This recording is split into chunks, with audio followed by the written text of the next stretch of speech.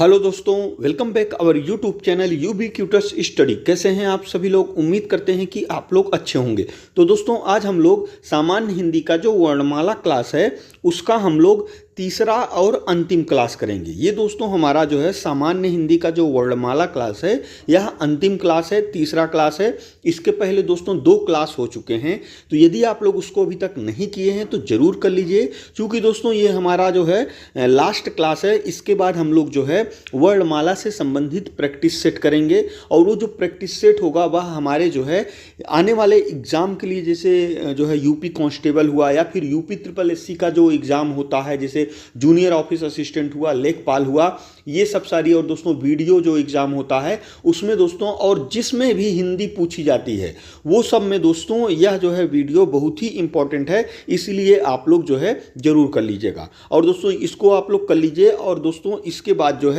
वर्णमाला का जो है प्रैक्टिस सेट आएगा, उसको आप लोग कर लीजिएगा। उसके बाद दोस्तों संधि जो है, उसके बाद हम लोग संधि पढ़ेंगे, संधि के बारे में पढ़ेंगे। संधि पढ़ने के बाद दोस्तों फिर हम लोग जो है कंटिन्यू सामान्य हिंदी का प्रैक्टिस सेट जो है करेंगे। तो आइए हम लोग शुरू करते हैं।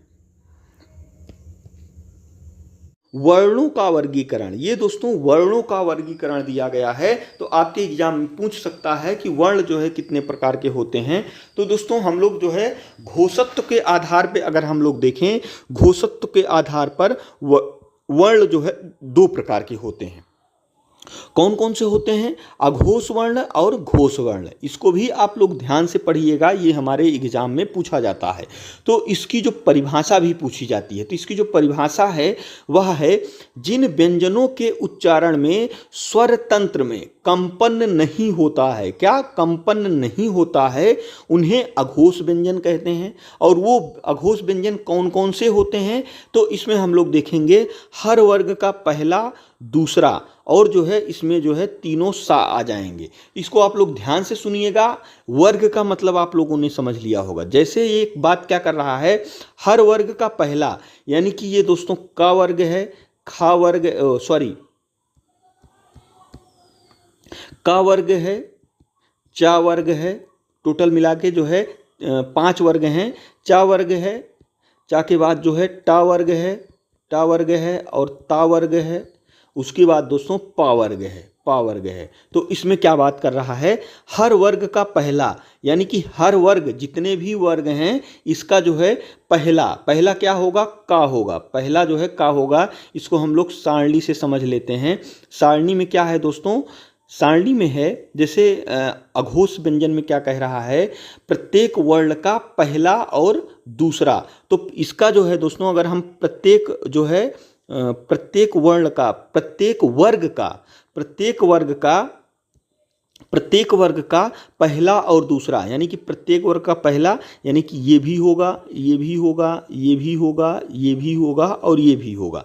और दूसरा वर्ग का मतलब खा, छा, ठा, था और फा। ये जो दोस्तों हैं ये सारे हमारे अघोष व्यंजन में आएंगे, अघोष व्यंजन में आएंगे। और इसी के साथ साथ जो तीनों सा हैं, हमारे जो तीनों सा हैं, अभी हमने आपको बताया, ये भी दोस्तों अघोष में आएगा। हमारे जो एग्जाम में जो क्वेश्चन बनता है वह किस तरह से बनता है, तो आपसे पूछ लेगा कि निम्नलिखित में से कौन सा वर्ण अघोष है। इसमें आपको जो है क्या दे देगा, इसमें जो है ऑप्शन दे देगा, इसमें जो है ऑप्शन आपको दे देगा का, फिर अगला ऑप्शन दे देगा, जैसे मान के चलिए गा दे देगा, फिर ऑप्शन दे देगा अड़ा दे देगा, या फिर आपको दे सकता है हा।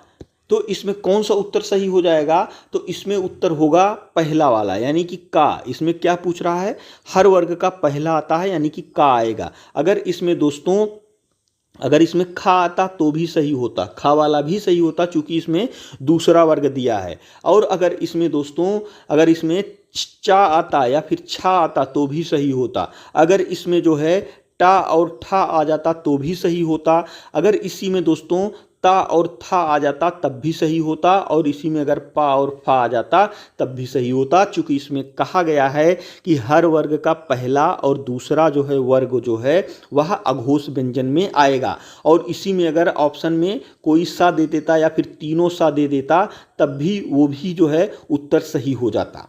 तो इसको जो है आप लोगों जो है समझ में आ गया होगा आप लोगों को।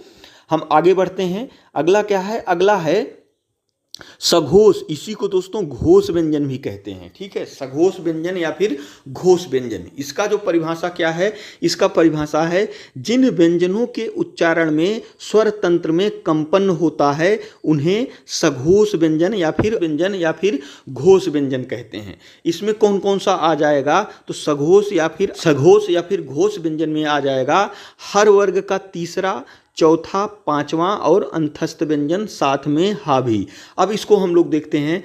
हर वर्ग का तीसरा, चौथा, पांचवा, यानी कि अगर हम सारणी में देखें तो हर वर्ग का तीसरा, चौथा, पांचवा कौन कौन सा है? ये है, ये तीसरा है, ये चौथा है, ये पांचवा है। यानी कि ये सारे जितने हैं ये हमारे घोष वर्ण में आ जाएंगे, घोष या फिर सघोष में आ जाएंगे। यानी कि हमें एग्जाम में अगर पूछे कि निम्नलिखित में से जो है घोष वर्ण कौन सा है, तो इसमें से आपको कोई ना कोई मिलेगा, या फिर अगर इसमें से नहीं मिलता है तो आपको मिलेगा क्या? अंतस्थ व्यंजन में कोई मिल सकता है, या फिर चारों मिल सकते हैं, या फिर दोस्तों उसमें जो है हा मिल सकता है। क्योंकि दोस्तों घोष व्यंजन में क्या कहा गया है कि प्रत्येक वर्ण का तीसरा, चौथा, पांचवा और अंतस्थ व्यंजन साथ में जो हा है ये सारे दोस्तों घोष वर्ण में आएंगे। तो इसको आप लोग याद रखिएगा। अगला क्या है? अगला हम लोग देखें तो प्राणत्व के आधार पर वर्ण दो प्रकार के होते हैं। यानी घोषत्व के आधार पर भी वर्ण दो प्रकार के होते हैं और प्राणत्व के आधार पर भी वर्ण दो प्रकार के होते हैं। तो इसमें हम लोग देखते हैं, पहला जो है वह है अल्प प्राण व्यंजन। अल्प प्राण व्यंजन इसकी जो परिभाषा है वह क्या होगी? जिन व्यंजनों के उच्चारण में मुख से कम हवा निकले, इसको आप लोग याद रखिएगा, ये एग्जाम में आपके पूछा जाता है।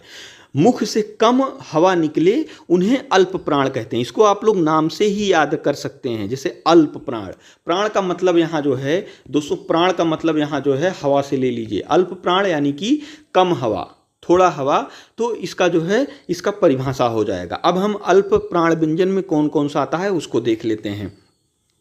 प्रत्येक वर्ण का पहला, तीसरा, पांचवा वर्ण और साथ में अंतस्थ व्यंजन। अब इसको हम लोग समझते हैं। प्रत्येक वर्ण का पहला, तीसरा और पांचवा, अब इसको हम लोग इसके अनुसार समझते हैं। जो है प्रत्येक वर्ण का पहला, तीसरा और पांचवा, अब ये जो है पहला, तीसरा, पांचवा सबका हो जाएगा, सारे जितने हैं। तो अगर आपके एग्जाम में पूछा जाता है कि निम्नलिखित में से कौन सा वर्ण अल्प प्राण में आएगा, तो इनमें से दोस्तों कोई ना कोई जरूर होगा, या फिर इसमें क्या होगा, इसमें जो है अंतस्थ व्यंजन होगा। क्या होगा? अंतस्थ व्यंजन, यानी या, रा, ला, वा, इसमें से कोई होगा। तो इसको आप लोग याद रखिएगा। इसमें अगला हम बढ़ते हैं महाप्राण क्या होता है दोस्तों? जिन व्यंजनों के उच्चारण में मुख से अधिक हवा निकले उन्हें महाप्राण व्यंजन कहते हैं। अब ये कौन कौन से हैं? तो ये दोस्तों जो बचे हुए हैं वो जो है महाप्राण हो जाएंगे, यानी कि हर वर्ग का दूसरा, चौथा वर्ण और ऊष्म व्यंजन, जितने भी ऊष्म व्यंजन हैं वो आ जाएंगे इसमें। और दोस्तों हर वर्ग का दूसरा, चौथा, ऊष्म में यानी कि दोनों जो है तीनों सा और दोस्तों हा, ये, और दोस्तों हर वर्ग का दूसरा और चौथा, ये आ जाएगा हमारे महाप्राण में। और दोस्तों इसको देख लेते हैं, जो विसर्ग होता है हमारा, विसर्ग यानी कि ये जो होता है दोस्तों, यह हमारे जो है महाप्राण में आता है। और दोस्तों जो अनुस्वार होता है यानी जो बिंदी होती है वो दोस्तों जो है अल्प प्राण में आएगा। तो इसको आप लोग याद रखिएगा। अब अगला हम लोग बढ़ते हैं अयोगवाह वर्ण कौन से होते हैं? वो दोस्तों अंग होते हैं और आहा। ये अयोगवाह इनको किस लिए कहा गया है? क्योंकि दोस्तों ये जो है कभी कभी स्वर की भांति जो है व्यवहार करते हैं और कभी कभी व्यंजन की भांति व्यवहार करते हैं। इसीलिए दोस्तों कभी कभी क्या होता है, ये जो है स्वर में जोड़ लिए जाते हैं। हमारे एग्जाम में अगर पूछ ले कि कुल कितने स्वर होते हैं, वैसे तो नॉर्मल स्वर 11 होते हैं, अगर हमारे क्वेश्चन में आ गया है कि कुल कितने स्वर होते हैं तो उस समय इसके जो है इसका सही उत्तर 11 ना होकर 13 हो जाएगा। तो इसको आप लोग याद रखिएगा। और अयोगवाह के बारे में एक फैक्ट जान लेते हैं कि अयोगवाह को स्वर और व्यंजन के बीच की कड़ी माना जाता है। तो इसीलिए कड़ी माना जाता है क्योंकि दोस्तों ये जो है कभी कभी स्वर की भांति व्यवहार करते हैं और कभी कभी व्यंजन की भांति व्यवहार करते हैं। उसमें अगर अंग की बात करें तो इसको अनुस्वार बोलते हैं, ये गलत हो गया है, ये दो है दोस्तों अनुस्वार होगा। क्या होगा? अनुस्वार इसको बोलते हैं। और ये दोस्तों आहा जो होता है वह दोस्तों विसर्ग, इसको विसर्ग बोलते हैं, यानी कि किसी शब्द के अंत में जो डबल बिंदी होती है इस टाइप की, उसको दोस्तों विसर्ग बोलते हैं। तो इसको आप लोग याद रखिएगा। अगला है दोस्तों आगत व्यंजन। आगत व्यंजन क्या होता है दोस्तों? आगत व्यंजन का मतलब यह हुआ कि जो ऐसे जो व्यंजन हैं जो परंपरागत से हिंदी में नहीं आए हैं, बाद में दोस्तों चूंकि हमारे जो है हमारे बोलचाल में वो जो है यूज होने लगा था, तो इसके लिए दोस्तों ये जो है हिंदी में शामिल कर लिया गया। तो ये जो है मुख्य रूप से 5 ही होते हैं, जैसे क हो गया और इसमें जो है ख हो गया, ग हो गया और फा हो गया और दोस्तों जा हो गया।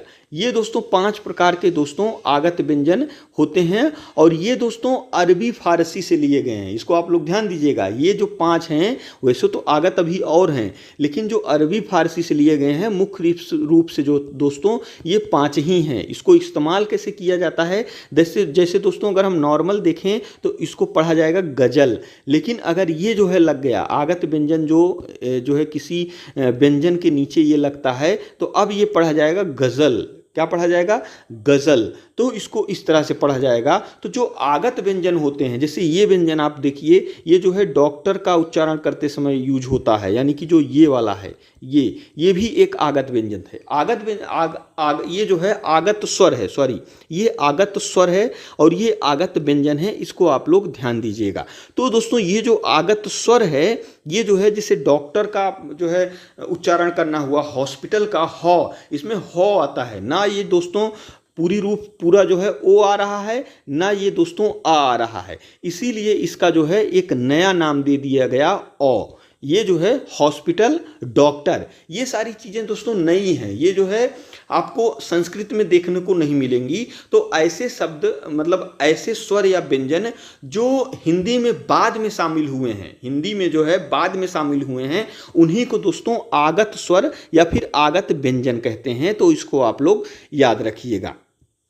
अगला क्या है दोस्तों? परिभाषा है जब किसी शब्द में एक ही व्यंजन की आवृत्ति लगातार होती है वहां द्वित्व व्यंजन होता है। यानी कि जैसे दिल्ली लिखा है, इसमें दोस्तों जो दिल्ली है, ये जो दिल्ली है इसमें आप लोग देखेंगे डबल ला आया है, ठीक है। तो इसीलिए इसको दोस्तों द्वित्व व्यंजन कहते हैं। इसी तरह से अगर हम बच्चे की बात करें, इसमें जो चा है वह 2 बार आया है, इसीलिए इसको दोस्तों द्वित्व व्यंजन कहेंगे। इसीलिए इसी तरह से अगर हम उच्चारण की बात करें तो ये भी दोस्तों द्वित्व व्यंजन है। अब हम लोग कारांत की बात कर लेते हैं। कारांत का मतलब क्या होता है दोस्तों? जब किसी शब्द का अंत किसी स्वर से होता है तो उस शब्द को उस स्वर का कारांत कहते हैं। यानी जैसे हम लोग एग्जाम्पल लेते हैं राम का, तो अगर राम का दोस्तों वर्ण विच्छेद करें, जो हम लोगों ने स्वर में पढ़ चुका है कि रण जो है वर्ण विच्छेद कैसे करते हैं, तो अगर हम इसका वर्ण विच्छेद करें तो ये हो जाएगा आधा रा प्लस आ प्लस आधा मा प्लस आ। तो दोस्तों ये जो लास्ट में अ आया है, ये जो लास्ट में आ आया है, यही इस शब्द का कारांत होगा। तो इसमें कौन सा कारांत होगा? इसमें हो जाएगा अकारांत। क्या हो जाएगा? अकारांत। यही अगर दोस्तों बड़ा आ होता तो ये क्या हो जाता है? आकारांत हो जाता। क्या हो जाता? आकारांत हो जाता है।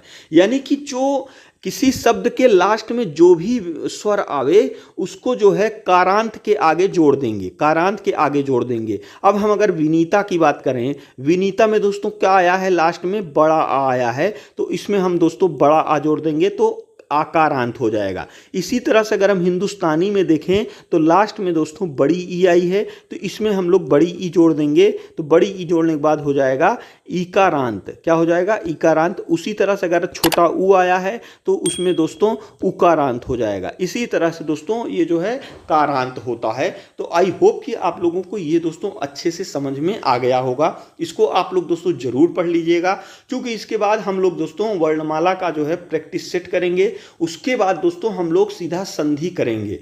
अब दोस्तों जिन लोगों को संधि नहीं आती है उसको दोस्तों वो लोग दोस्तों स्वर और व्यंजन अच्छी तरह से तैयार कर लेंगे, उनको जो है संधि में इससे जो है बहुत हेल्प मिलेगी, उनको संधि अच्छे से समझ में आ जाएगी। तो दोस्तों यदि आप लोगों को यह वीडियो अच्छा लगा हो तो हमारे चैनल को जरूर सब्सक्राइब करिए। और दोस्तों वीडियो देखने के लिए आपका बहुत बहुत धन्यवाद।